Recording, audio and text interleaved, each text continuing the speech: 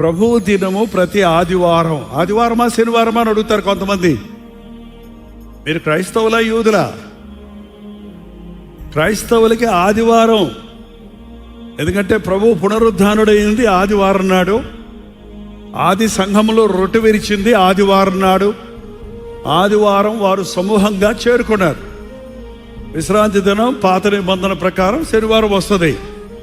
కానీ పాత నిబంధన, కొత్త నిబంధన యేసుక్రీస్తు తన రక్తముతో, ఇది మీ నిమిత్తమే చిందించబడిన క్రొత్త నిబంధన రక్తం.